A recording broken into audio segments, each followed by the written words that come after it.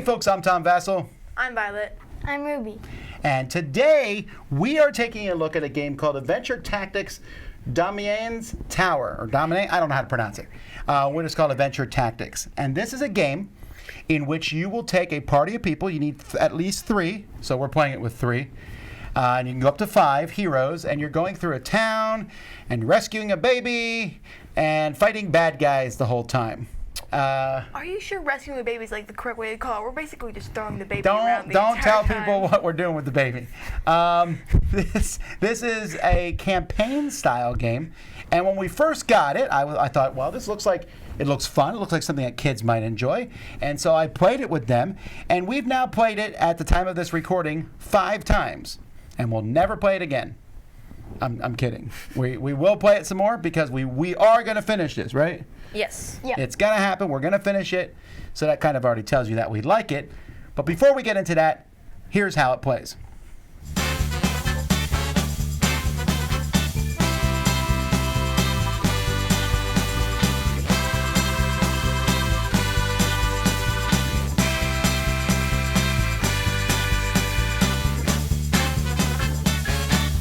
At the beginning of the game, each person picks a character. The character doesn't really matter, but then after you pick the character, you're going to pick a class. You can be an archer, a fighter, a cleric, a rogue, or you can be the wizard. Each person has to pick a different starting class, but that does not tie you in.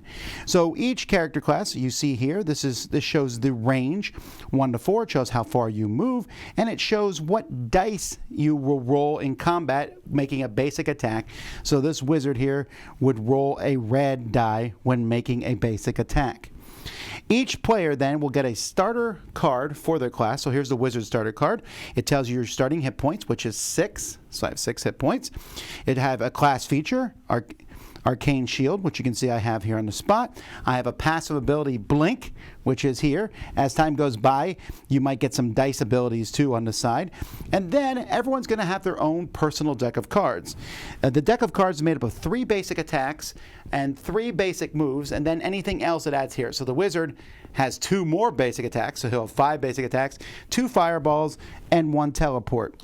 So you'll take all these cards, shuffle them together, and this will be the deck that you use in combat. Players will be playing through a campaign guide, which will tell you the different characters' backgrounds of the 5 different characters, and then it will tell you, it will start off and it will give you options. So see here, for example, at the very beginning of the gate, it tells you, do you want to guard the gate or investigate the alarm? If you guard the gate, you will have 1 battle that you're going to have. If you're going to be investigating the alarm, you will have another battle that you're going to do. And there's a lot of that in the game. I mean, you will eventually, there's some encounters that you're going to come across no matter what you do, but each encounter will show you where all the bad guys are that are set up. It will show you where you can start. It tells you the hit points of each of the bad guys and how they work. And some of the bad guys are only set up if you play with 4 or 5 heroes, and then other things will happen. And when a battle is finished, you will turn the battle over, and you can either have a success, a plus success, which is an extra thing you have to do, or a failure, and then it will tell you what you do next and what options you will pick. I'm not going to show you a full scenario here. I don't want to spoil it, but you'll have the boss and maybe some minions out there, and players themselves will be on the board, and you'll get ready to start the scenario. Each scenario has a specific set of cards. So this is the Blob King. So you'll shuffle these together, and you're going to be revealing these when the Blob King goes. Each round of the game, you're going to shuffle the initiative chips and turn them over. Now there's always 2 enemy chips and then 1 chip for each hero. And you'll put these, and that will show the initiative order. So when these are revealed, you will go. If this is revealed, you will draw the top card from the enemy deck, and it tells you exactly what's going to happen here. The Blob King moves in a random direction twice and then makes a basic attack. And the scenario book tells you exactly how they move, everything that goes on. You don't have any questions in regard to that. On a player's turn, they are going to have 4 cards in their hand from their deck, and they're going to be playing those cards over the course of the battle. Now everyone has base attack and basic moves. These are very simple. You play a basic move, you move equal to your move space. In fact, you can play any card as a move card, but you can only move half unless it's a basic move. When it's a basic attack, you're going to take the dice that you have as long as the enemy is within range, and you'll roll those dice doing damage. There are 4 different color dice in this game: blue, red, black, and white. Each of them has different options, like black goes all the way down to 1, but also can hit as high as 6. While white is 1 through 3, red is more common, it does 2 through 5, and blue is a little bit better, which goes 3 to 5. So black can be the most damage, but can also be very little. And so you'll be rolling those dice when making attacks. When starting a scenario, players will pick a class feature and put it on their class feature spot. Also, if you have an accessory, armor, weapons, passive abilities, and dice abilities, you'll be setting those up at the beginning. You can have 3 passive, 2 dice abilities, 1 armor, 1 weapon, and 1 accessory. So on a player's turn, they have 2 actions, which is play one of their cards. You could also play your class feature as a reaction here. When you're damaged, reduce that damage by a white die plus 1. But anytime you play a card, you're going to discard that card into your deck.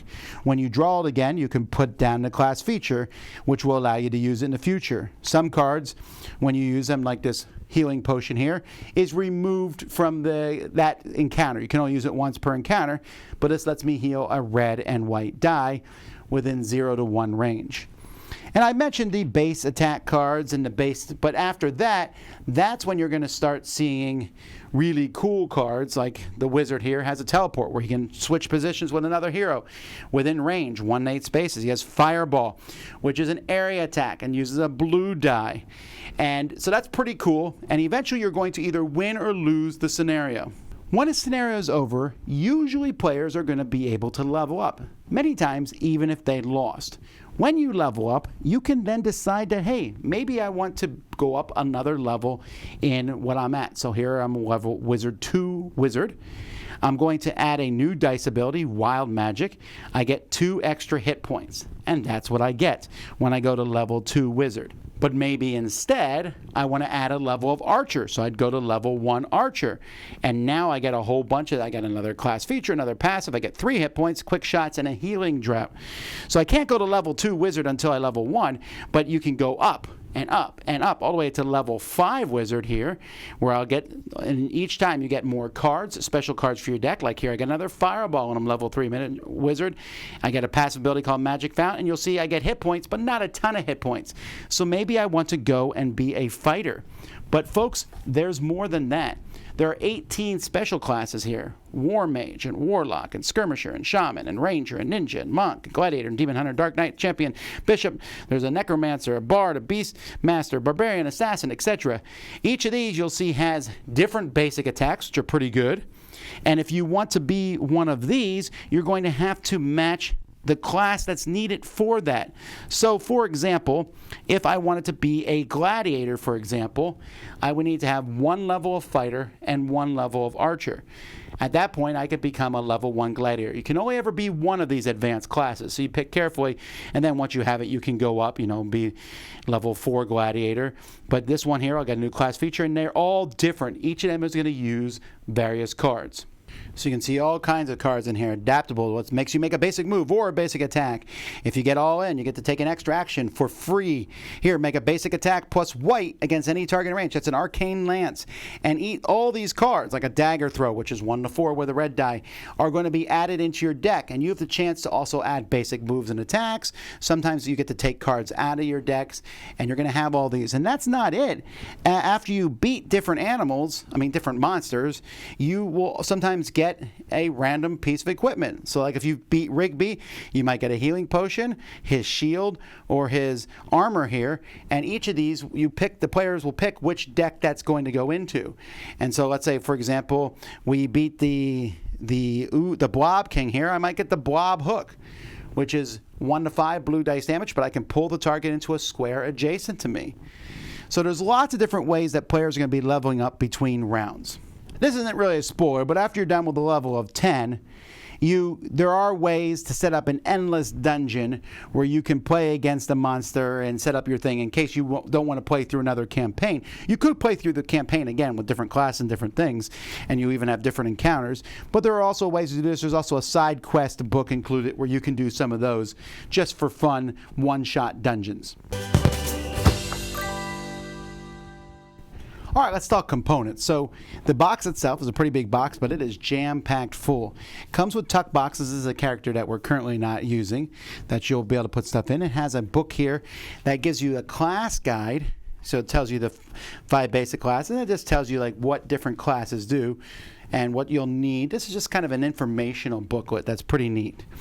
It also has punch boards. You'll notice that I have the punch boards in the game. That's because I haven't got to some of these enemies yet. I love the art on them, by the way. So I leave them in until we get to the enemy, then we punch them out. It has a rule book here, which is pretty good, although it really could have used a glossary. I really wish they had a glossary in this rule book. The boards themselves here, where you keep track of the different cards that go in them, are good, although they warped a little bit. I've been bending mine back. And then the side quest guide here, this is kind of if you don't want to play through the main thing, or even if you do want to play through the main thing, you can add in extra quests. The campaign guide, which I've already shown you. The boards themselves I found to be fairly bland looking. There's some interesting things on them, but not much. They're very generic. The miniatures for the game are nice, but not amazing. They're just good. The card quality I'm really happy with. I really like the card quality. All the cards are really nice. They're linen finished. I think the artwork's great. I think they're really clear. I very rarely have any questions on what to do. It's kind of a weird way they have everything in the box, though. They have these divider cards with tops that are deliberately made so that they bend down, and that's important because you're actually putting stuff on top of them. It just feels a little unwieldy. The dice are good quality. There's a lot of different chips. Like I said, you have your box here, and our boxes, you can see, are already starting to get bowed with the amount of stuff that's in them. So overall, I'm pretty happy with the quality. I think the box organization might have been a little bit better, but it's working for us.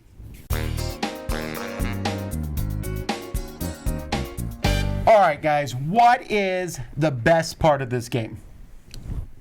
That you can level up so easily. I also like the art and the story part. Okay, well, let's talk about both of those things. But we'll talk about, I agree with Ruby, by far, the best part of this game is leveling up.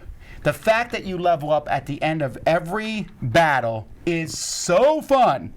And it's different. Like, all 3 of us right now have really different characters. I'm a necromancer, so I can summon skeletons to go around. You're a beast tamer, so I get to have a lot of different animals.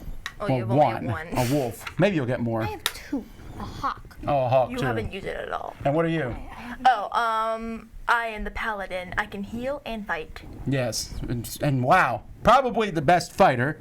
I'm definitely the strongest, and Ruby is the best at rolling ones.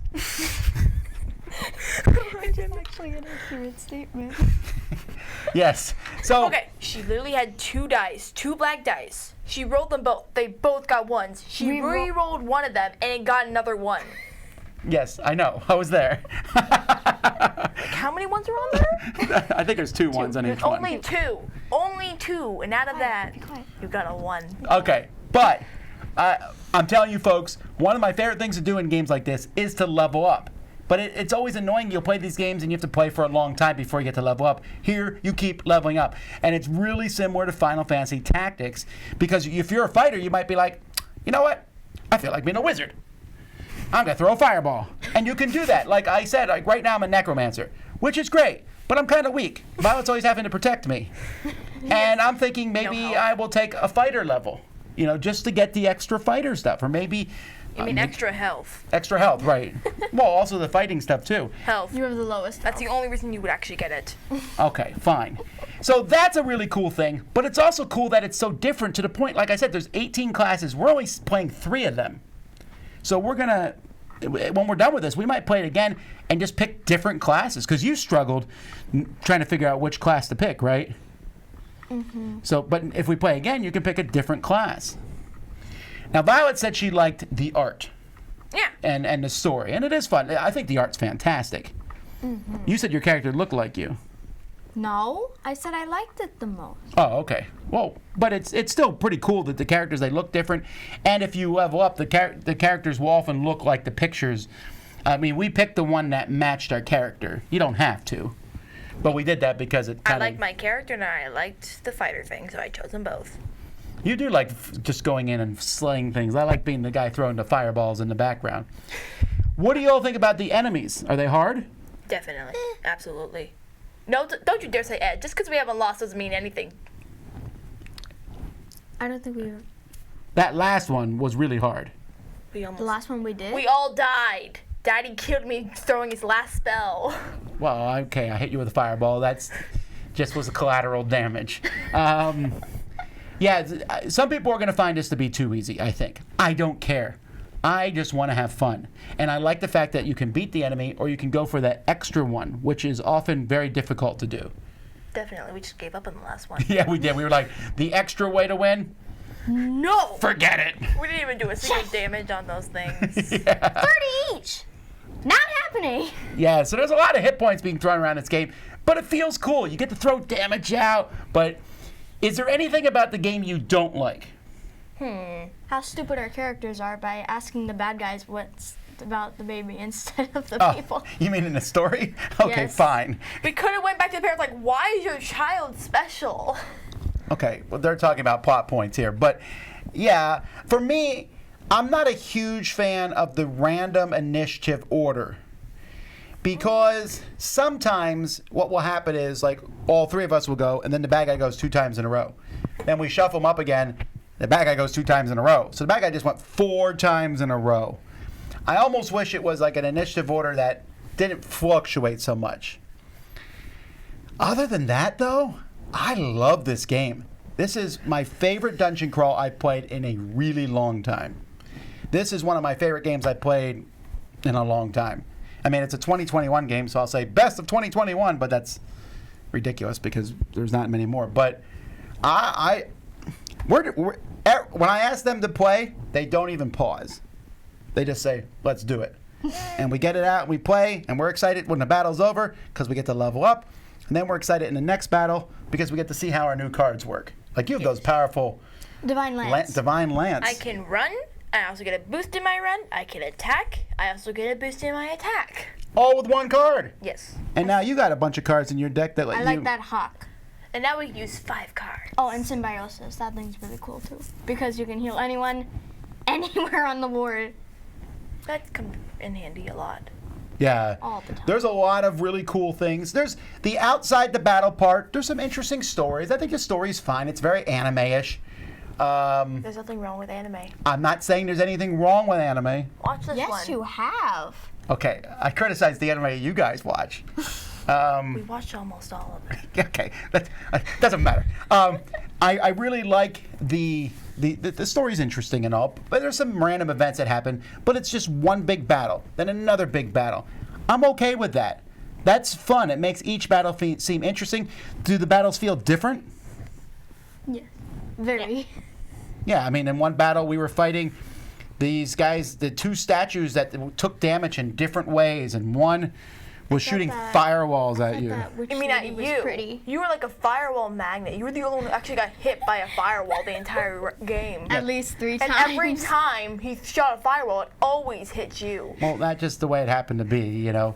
And yeah, it's entertaining because you feel like there's an epic storyline going on. So, out of 10, what would you rate it?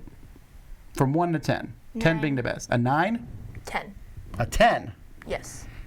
I'm either a 9 or a 9.5, which is really high for me. This, like I said, we are having so much fun playing this. As soon as this review's over, we're packing up, taking it back home, because we're going to keep playing it until we finish it in victory or defeat, probably victory, hopefully. Yay. Daddy's gonna die 1,000 times. Yes. Have I died the most? Yes. Yes. That's not the point. Alrighty. Well, anyway, that is Adventure Tactics. Check it out. This company has made a bunch of other games. I was not a huge fan of any of them, really. This one here, to me, has just knocked it out of the park. Until next time, I'm Tom Vasel. And I'm Violet. And Ruby. See you next time.